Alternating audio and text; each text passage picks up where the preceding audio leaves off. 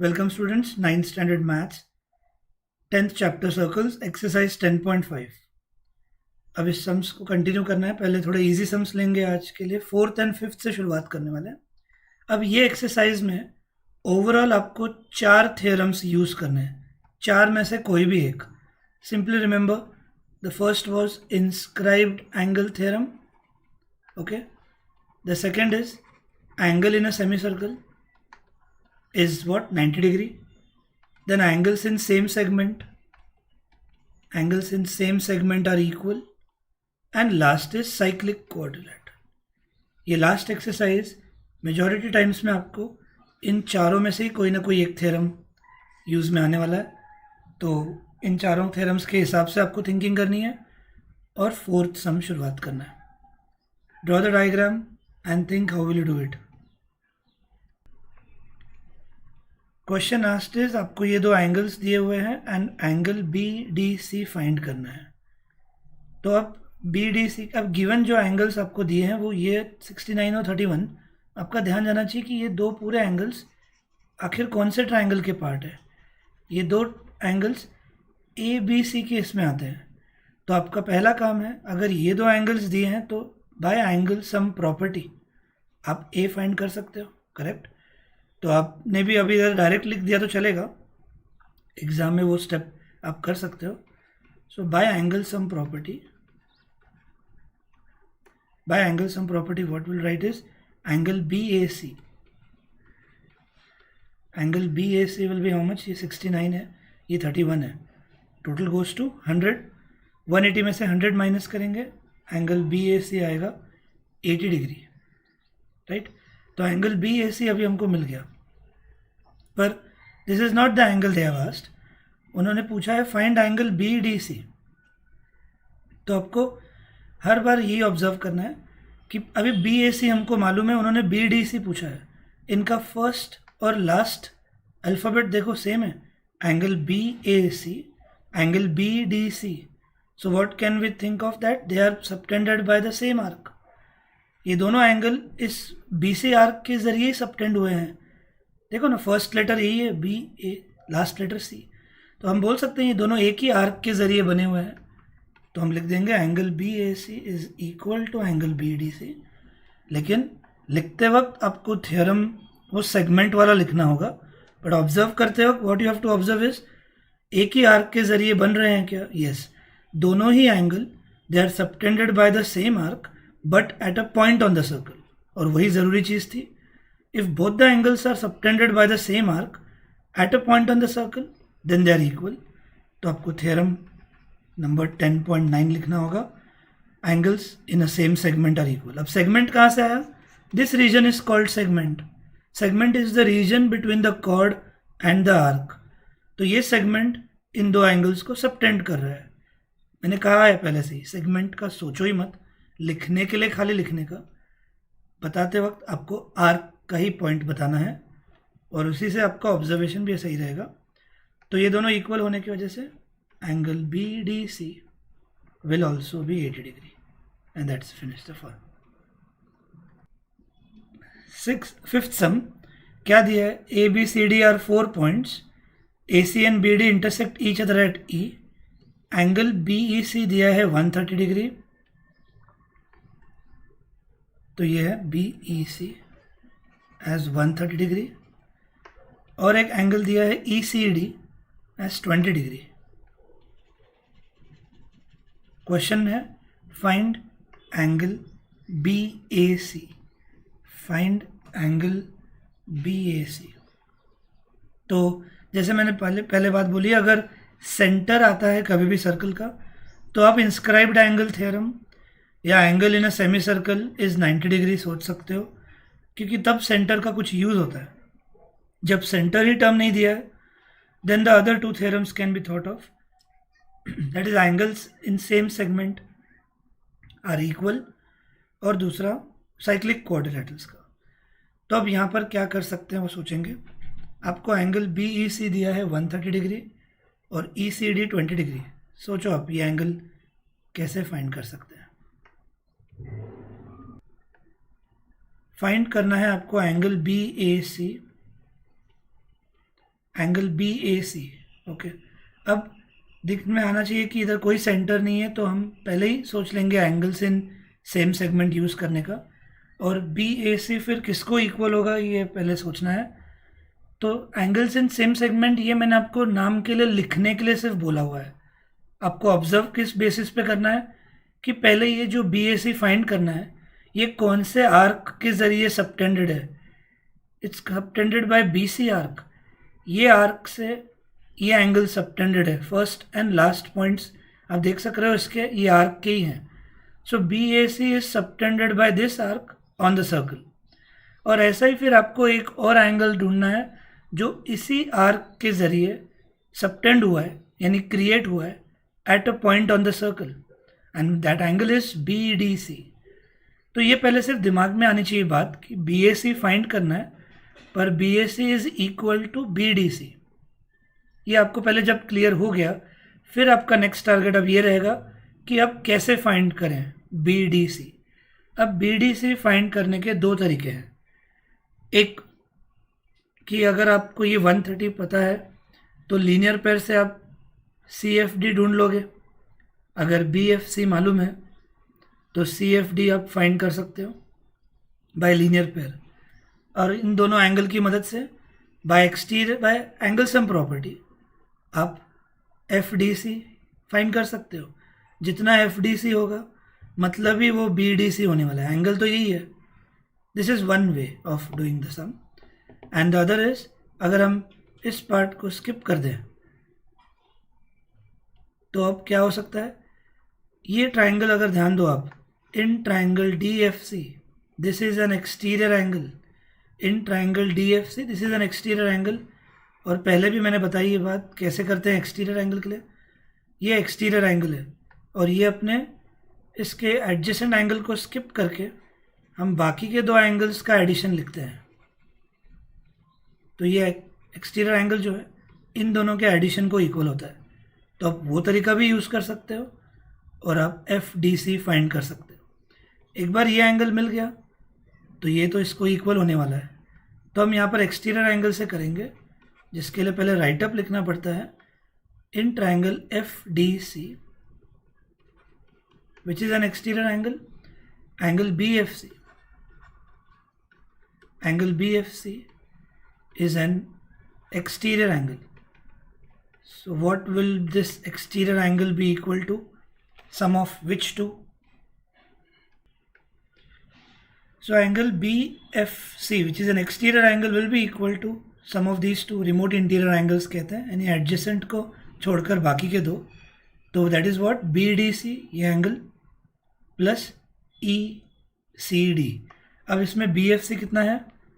इसमें B F C है 130 degree, and how much is B D C वो हमको फाइंड करना है, plus how much is E C D यहाँ पे 20। So with this we will get the answer of B D C as 130 minus 20 which is 110। यानी हमको ये angle मिल गया 110 B D C. And then what is B D C equal to B A C. अगला step मैं यहाँ लिख देता हूँ, therefore B A C will be equal to B D C. Now theorem 10.9 मैं यहाँ पर रेफरेंस के लिए ऐसे लिख रहा हूँ, what was that statement, angles in a same segment are equal. तो वो लिखने के लिए नाम के लिए लिखना है, your observation should be they should be subtended by the same arc, those both the angles should be at a point on the circle, तो ही वो इक्वल होंगे। एंड विद दैट हमने बी डी सी फाइंड कर लिया था 110, therefore B A C also will be 110। and this completes the sum. Question read कर लेते हैं second sum. A chord of a circle is equal to the radius of the circle। ऐसा sentence एक और बार आने वाला है एक सॉल्व्ड एग्जाम्पल में। उस वक्त और अभी के वक्त में भी आपको कॉमन चीज़ एक क्या करनी होगी समझाता हूँ। फिर क्वेश्चन है find the angle subtended by that chord at a point on the minor arc and at a point on the major arc। तो इसको समझ लेते हैं कैसे करना है। So first you'll draw a circle. Okay, then question क्या है, chord is equal to the radius of the circle. तो आपको एक ऐसा कॉर्ड बनाना है जिसका लेंथ रेडियस से इक्वल हो जाए। तो आप एक ऐसा हॉरिजॉन्टल कॉर्ड बनाओगे और इसके दोनों एंड पॉइंट्स रेडियस से जोड़ दोगे, तो ये सेंटर से, तो ये रेडियस हो गया और ये कॉर्ड हो गया। Chord is equal to radius of the circle. और अब आपका एक और चीज़ का डाउट भी क्लियर हो जाएगा कि यहाँ पे उन्होंने कुछ भी एंगल्स नहीं दिए हैं और डायरेक्टली दो एंगल्स आपसे पूछ रहे हैं। बट विद दिस डायग्राम आपको इमीडिएटली एक चीज़ स्ट्राइक होनी चाहिए, that after this arrangement this becomes an equilateral triangle where all angles are 60 degree. तो एटलीस्ट ये तो लिख देंगे 60। तो ये स्टेटमेंट में समझ जाओ, when a chord is equal to the radius, chord horizontal बनाया आपने और ये दोनों रेडियस है, सेंटर से ज्वाइन कर लिए, तो तीनों साइड्स इक्वल होने से ये एक इक्विलैटरल ट्रायंगल बन जाएगा और वहाँ से आपको कोई एंगल की हेल्प मिलने वाली है। नाउ विद दिस एंगल, ये भी हमने अपने आप से समझ कर करना है ये। अब इतने एंगल से अब क्या फाइंड करना है, angle subtended by this chord at a point on the minor arc. अगर ये कॉर्ड है तो ये इतना पार्ट माइनर आर्क है, ये समझ जाओ, दिस इज माइनर आर्क। तो यहाँ पर एक पॉइंट बना देंगे क्योंकि क्वेश्चन है find the angle subtended by this chord at a point on the minor arc and at a point on the major arc. ये पूरा बड़ा आर्क ऊपर का मेजर आर्क है, तो यहाँ पर एक पॉइंट रख देंगे, इधर P लिख देंगे, यहाँ पर Q, और आपको angle subtended by this chord at a point on major arc at a point on minor arc की वैल्यूज फाइंड करनी है। तो माइनर आर्क पे हमने एक पॉइंट ले लिया, मेजर आर्क पर एक ले लिया। Now we have to actually create the angle. तो chord A B minor arc पे कौन सा एंगल सबटेंड करेगा, टेक्निक बताई थी मैंने, जस्ट लास्ट पॉइंट्स कॉर्ड के वो पॉइंट तक ज्वाइन किया करो। और एंगल कौन सा बन गया, angle A Q B is the angle subtended by chord A B at a point on minor arc. फिर मेजर आर्क पर भी वही रूल कि कॉर्ड के जो एंड पॉइंट्स हैं उनको ज्वाइन करते जाना है। तो angle A P B is the angle subtended by chord A B on major arc. ये डायग्राम कंप्लीट कर देता है इस सम का। और शुरुआत आप इस स्टेटमेंट से करोगे, O A is equal to O B that is equal to A B given, therefore triangle O A B is equilateral triangle, therefore angle A O B is 60 degree. ये शुरुआत होगा। So diagram will give you 1 mark. ये शुरुआत होगी, अब ये 60 हुआ। अब अगर ये 60 है, this is the angle eight the centre, centre word आया तो इमीडिएटली थ्योरम कौन से यूज़ में आ सकते हैं, चांसेस कौन से थ्योरम के ज़्यादा है वो मालूम पड़ना चाहिए। This is the angle eight the centre and this is the angle asked.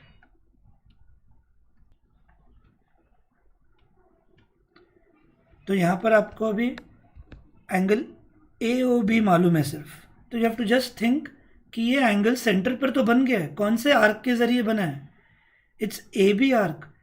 A B arc के जरिए the angle subtended at the centre is A O B. और जब भी सेंटर आया मैंने आपको दो ही थ्योरम्स बोले हैं, दिमाग में आने चाहिए, इंस्क्राइब्ड एंगल थ्योरम या इन अ सेमी सर्कल। अब यहाँ पे किधर भी सेमी सर्कल तो नहीं दिख रहा है, तो क्लियरली यहाँ पर आपको इंस्क्राइब्ड एंगल थ्योरम यूज करना है। And what is that, it's angle subtended by an arc. इधर आर्क सोचो, ए बी आर्क है, angle subtended by an arc at the centre, पहले लिख देते हैं, by inscribed angle theorem, angle subtended by an arc at the centre which is AOB is what is twice the angle subtended by the same arc on the circle। AB arc के जरिए ये angle बनता हुआ दिख रहा है आपको, so it's twice of APB। और इस बार आपको AOB मालूम है 60 डिग्री है, 2 नीचे जाएगा, that will be APB and therefore angle APB is 30 degree. याद रखो सेंटर का एंगल बड़ा रहता है, सेंटर का एंगल डबल होता है then the angle on the circle, और ये हमको मिल गया 30 degree. Now the next angle we have to find is AQB। और अच्छे से ऑब्जर्व अगर करो, ये जल्दी नहीं दिमाग में जाता, क्योंकि हमेशा हम क्वाड्रिलेटरल अगर देखें तो हमको एक्सपेक्टेड होता है कि ये ऐसा दिखना चाहिए, हर बार वैसा नहीं होगा। तो अगर यहाँ देखें तो ये एक साइक्लिक क्वाड्रिलेटरल है। Look at those 4 vertices, they are on all circles. AQBP is a cyclic quadrilateral और उसका एक ही प्रॉपर्टी है which is a very important theorem to prove, and that property is opposite angles are supplementary. और ये अगर 30 है तो हमको Q इजीली मिल सकता है। तो वो सब राइटअप लिखना होगा थोड़ा, मैं यहीं पे एडजस्ट कर देता हूँ।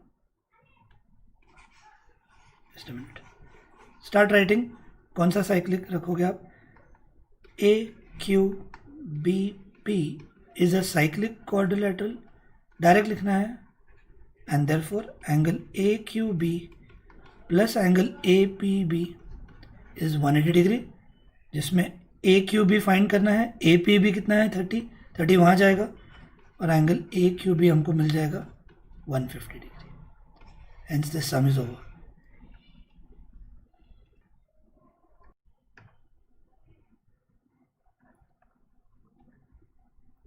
Exercise 10.5, sixth sum.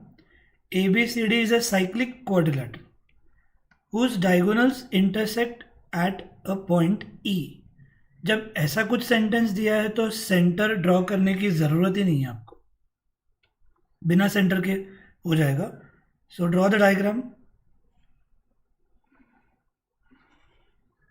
कैसा भी आप साइक्लिक क्वाड्रिलेटरल बना सकते हो।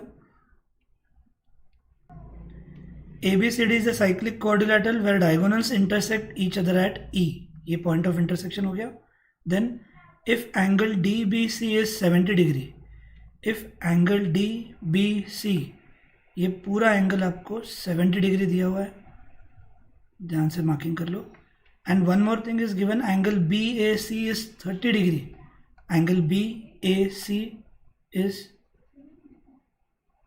30 डिग्री। अगर ये दो एंगल्स आपको ऐसे दिए गए हैं तो question is find angle BCD, find angle BCD। ये पूरा एंगल फाइंड करना है आपको, दिस इज फर्स्ट पार्ट। और फर्दर जो भी कुछ कंडीशन दी है वो नेक्स्ट एंगल फाइंड करने के लिए यूज़ करनी है। तो 2 मिनट के लिए ये पढ़ो ही नहीं या भूल जाओ इस बात को।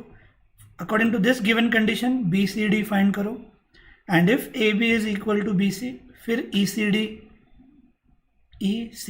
हम अलग से फिर फाइंड कर लेंगे। Think on this, how will you find angle BCD। इस सम में आपको कहीं पे भी सेंटर ये टर्म नहीं दिया है, तो जब भी सेंटर ये टर्म नहीं दिया होता है you have to think of only these 2 theorems which are those angles in same segment and cyclic quadrilateral. इनमें से कोई तो एक थ्योरम का यूज़ होगा। अब यहाँ पर जब आपको एंगल BCD फाइंड करने को बोला है, उसका अपोजिट एंगल पहले तो ये दिख जाना चाहिए, ये क्लियरली साइक्लिक क्वाड्रिलेटरल है। तो पूरा एंगल C ढूंढने के लिए आपको पूरा A एंगल पहले ढूंढना पड़ेगा, और पूरा A ढूंढने के लिए we are just short of this angle. तो यानी हमको एंगल जो फाइंड करना है वो है DAC, हमको एंगल जो फाइंड करना है वो है DAC। और DAC फाइंड करने के लिए आपको एंगल्स इन सेम सेगमेंट का थ्योरम यूज़ करना है।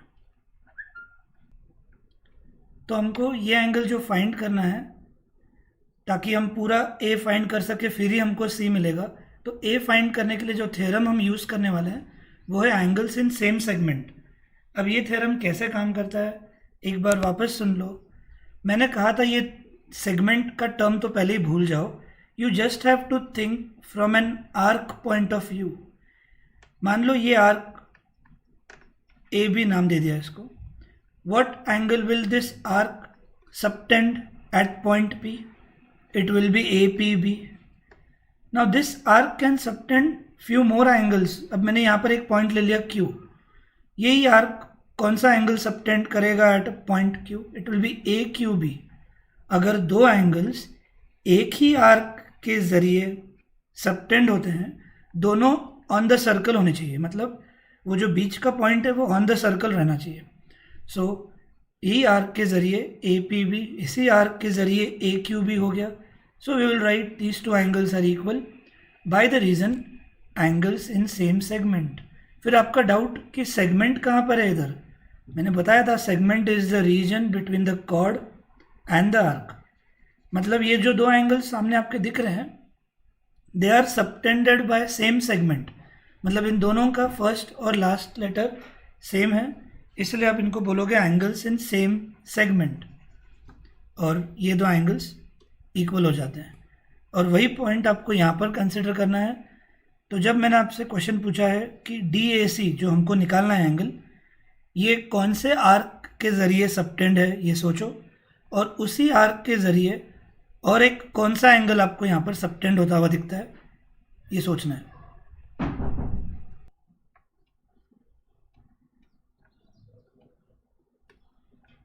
तो अब यहाँ पर हम देखो क्या करना था, एंगल C फाइंड करना है, जिसके लिए पूरा एंगल A ढूंढना है। उसके लिए we are just short of this part.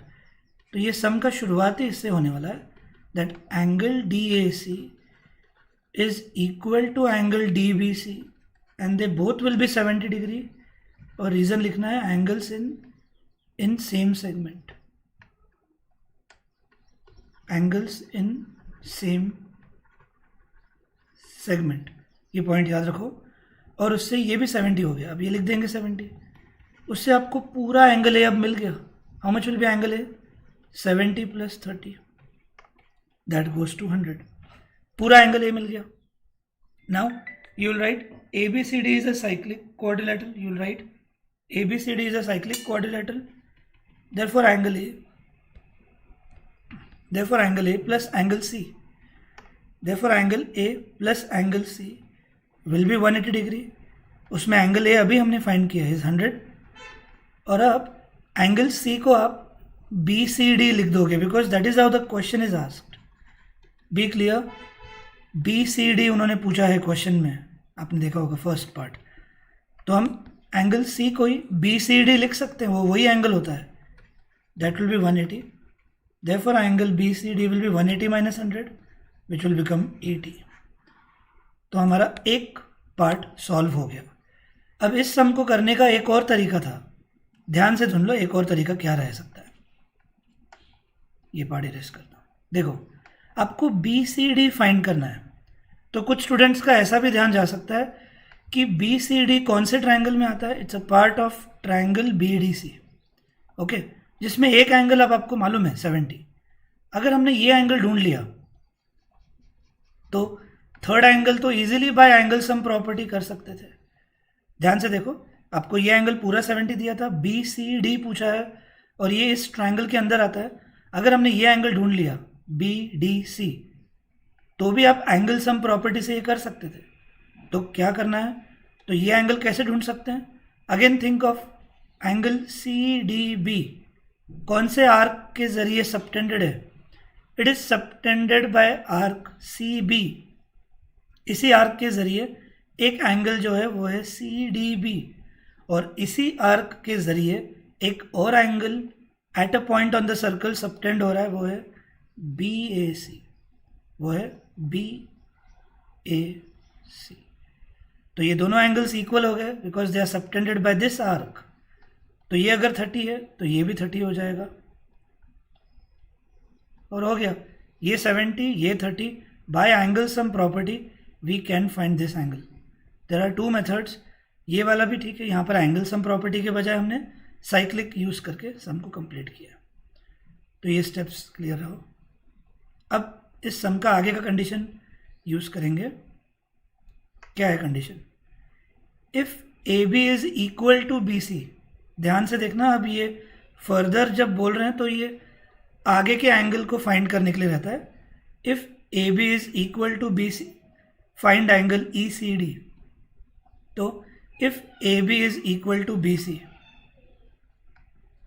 If AB is equal to BC, अब उसके लिए बाकी का ये इरेज कर देते हैं।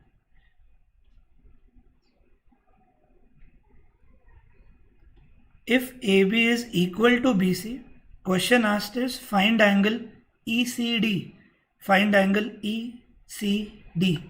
सिर्फ इतना एंगल फाइंड करने को बोल रहे हो आपसे, और अभी हमने पूरा एंगल ढूंढा हुआ है तो उसका यूज भी होने वाला है, but this time they just want you to find angle ECD। और पूरा एंगल हमको मालूम है कितना है पूरा एंगल, यहाँ पे अभी हमने बी सी डी फाइंड किया था एज व्हाट 80 डिग्री। तो इधर ध्यान दो, पूरा एंगल 80 मालूम है हमको, keep that in mind and make use of this term now. If A B is equal to B C क्या रहेगा वो सोचो। और पूरा एंगल अगर हमको 80 मालूम है और हमको सिर्फ ई सी डी अगर ढूंढना है, we need to get this part first. हमको ये पार्ट पहले ढूंढना पड़ेगा, फिर हम ई सी डी ढूंढ सकते हैं सीधा सब्ट्रैक्ट करके। पूरा एंगल मालूम है, हमको सिर्फ ई सी बी ढूंढना है और उसके लिए उन्होंने ये दो साइड्स इक्वल दिए हैं। Try to recall if two sides are equal in a triangle how do we proceed. अब आपको ई सी डी फाइंड करना है, इधर क्वेश्चन मार्क लिख देता हूँ।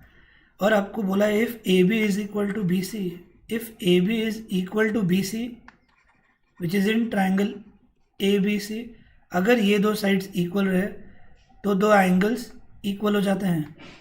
कौन से एंगल्स इक्वल हो जाएंगे?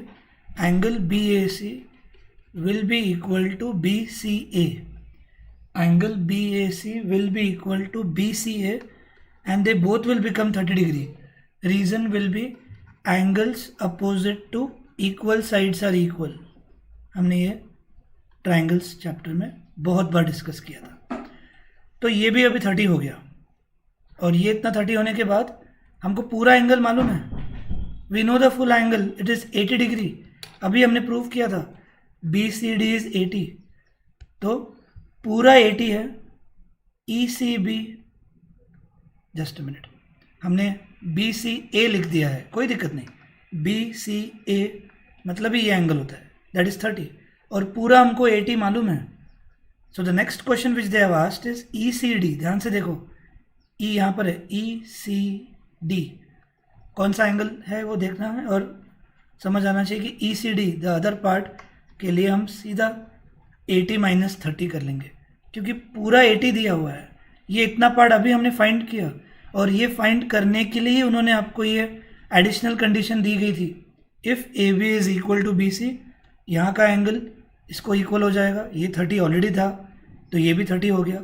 पूरा 80 दिया हुआ है, ये 30 है, तो ई सी डी हो जाएगा 50 degree. This completes the sum. Exercise का third sum, diagram is given already. O is the centre और ये पी आर एक कॉर्ड है जहाँ तक ये रेडियस ज्वाइन किए गए हैं, and angle P Q R आपको 100 दिया हुआ है। क्वेश्चन पूछा है एंगल ओ पी आर, ये आपको फाइंड करना है। तो पहले हर बार ज्योमेट्री के सम्स में आपको ओरली समझाऊंगा, ये बात पहले भी बताई थी, क्योंकि कुछ स्टूडेंट्स को उसमें ही पूरा आइडिया आ जाता है। देन सॉल्विंग में यहाँ पर ज्योमेट्री के सम्स में कभी दिक्कत नहीं आने वाली है। एसएसटी की तरह कोई स्टेप्स ज़रूरी नहीं होते हैं। वंस यू अंडरस्टैंड, आप अपने हिसाब से रिप्रेजेंट करके कर सकते हो। तो हम कैसे फाइंड करेंगे ओ पी आर, उसके लिए कुछ स्टेप्स ओरली सुन लो पहले। O P is equal to O R and why is that? Radii of same circles, इसलिए ये दो एंगल्स इक्वल हो जाएंगे। Why will this two angles be equal? अभी अभी हमने थ्योरम यूज़ किया था, in a triangle if two sides are equal their opposite angles will be equal, correct? तो ये दोनों एंगल्स इक्वल हो गए, इनको हमने एक्स बोल दिया। अब ये एंगल्स का वैल्यू फाइंड करने के लिए आपको पी ओ आर फाइंड करना बहुत ज़रूरी है। आपको angle P O R find करना ज़रूरी है, और वो एंगल एक बार मिल गया, ये एक्स और ये वैल्यू में मिल जाएगा, एंगल सम प्रॉपर्टी से आप ये आंसर ढूंढ सकते हो। पर पी ओ आर आपको डायरेक्ट मिलने वाला नहीं है। पॉइंट याद दिला देता हूँ, look at this arc, this is a major arc, और यहाँ पर मेजर आर्क सेंटर पे कुछ एंगल सबटेंड कर रहा है, और इसी मेजर आर्क के जरिए eight a point on the circle भी एक एंगल सबटेंड हो रहा है।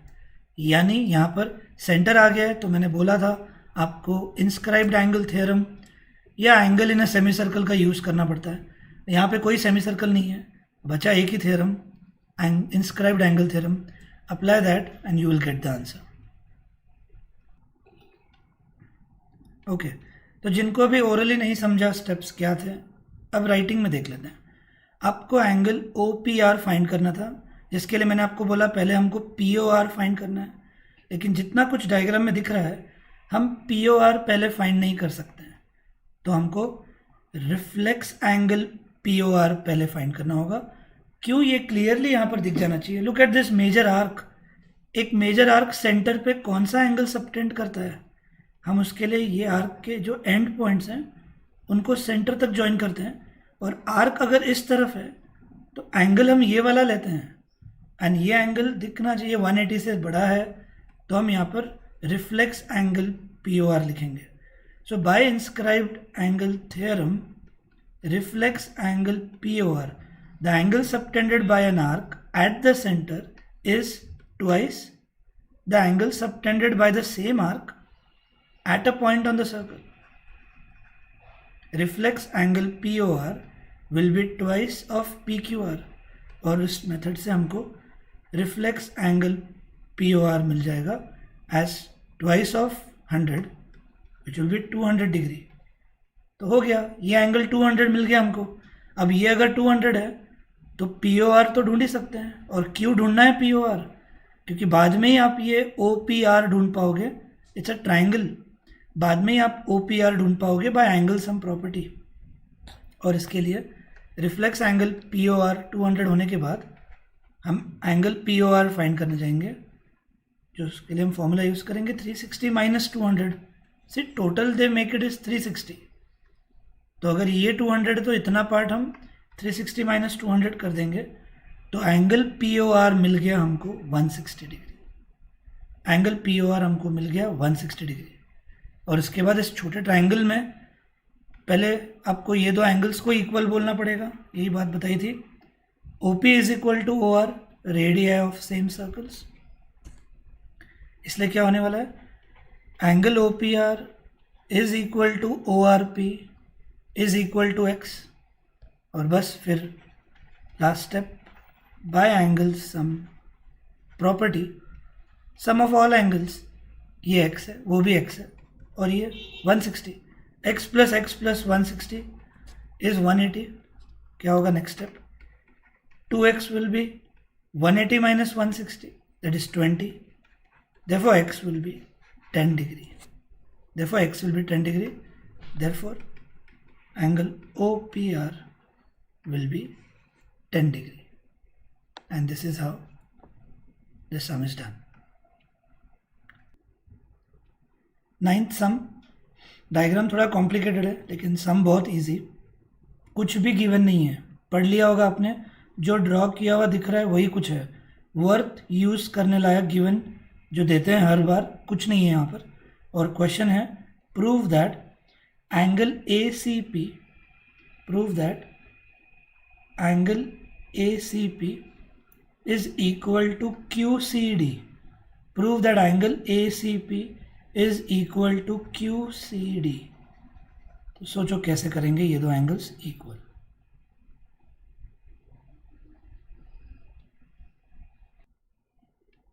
इस क्वेश्चन में आपको प्रूव करना है angle ACP which is here should be equal to angle DCQ which is on the right side. इन दोनों को हम डायरेक्टली इक्वल नहीं दिखा सकते, हमको इन लेफ्ट और ये राइट वाले एंगल्स के लिए पहले ये एंगल्स किसको इक्वल है by the theorem angles in same segment, वो हमको पहले लिखना होगा। तो आपको ध्यान से देखना है कि एंगल ACP, ये जो एंगल है ये इस आर्क के जरिए सबटेंड हुआ है। What is that arc? AP arc. और इसी AP आर्क के जरिए एक और एंगल सबटेंड होता है on the circle which is that ABP। Angle का फर्स्ट और लास्ट लेटर आर्क के ही पॉइंट्स होने चाहिए, कीप दैट इन माइंड। और इसलिए हम पहला लिखेंगे angle ACP is equal to angle ABP। इसको बोलेंगे first equation. Reason, angles in same segment. एक और राइट साइड में भी दो एंगल्स हैं, कौन से हैं वो? अब प्रूव दैट में आपको DCQ आ रहा था, करेक्ट? तो DCQ किसको इक्वल होगा? It's subtended by arc DQ, तो DCQ will be equal to DBQ। Angle DCQ will be equal to DBQ। This will be second equation. और इन दोनों के लिए आप कॉमन रीजन लिखोगे, angles in same segment are equal. ठीक है, तो देखो ये एंगल इसको इक्वल हो गया, ये एंगल इस एंगल को इक्वल हो गया, लेकिन हमको इन दोनों को इक्वल दिखाना है।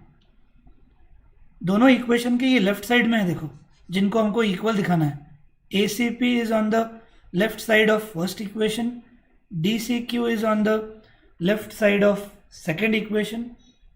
ठीक है, तो इन दोनों को जब हमको इक्वल दिखाना है तो इनके RHS इक्वल होने चाहिए.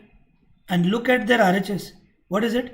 ABP, और यहाँ पर है DBQ. And why will these two be equal? Because vertically opposite angles. अब इनके दोनों के RHS इक्वल लिखेंगे. Angle ABP is equal to DBQ. Reason लिखोगे आप, vertically opposite angle. Equation number 3 और ख़त्म. फ्रॉम 1, 2 एंड 3 अगर इनके ये RHS इक्वल हो गए तो LHS भी इक्वल होंगे. Therefore ACP is equal to DCQ. देख सकते हो 3 स्टेप लगे, सिर्फ 3 इक्वेशन में ये सम खत्म. फर्स्ट इक्वेशन में ये एंगल इसको इक्वल लिखा, सेकेंड इक्वेशन में हमने ये एंगल इसको इक्वल लिखा. इनको इक्वल दिखाना है तो पहले RHS के ये एंगल्स को इक्वल डायरेक्ट लिख सकते हो आप, बिकॉज ये दो सीधी लाइंस इंटरसेक्ट हो रही हैं एक दूसरे को. So these are vertically opposite angles, और उससे ये दोनों एंगल्स इक्वल, यानी इनके RHS इक्वल हो गए. When their RHS are equal, their LHS can be directly equated and this sum is over.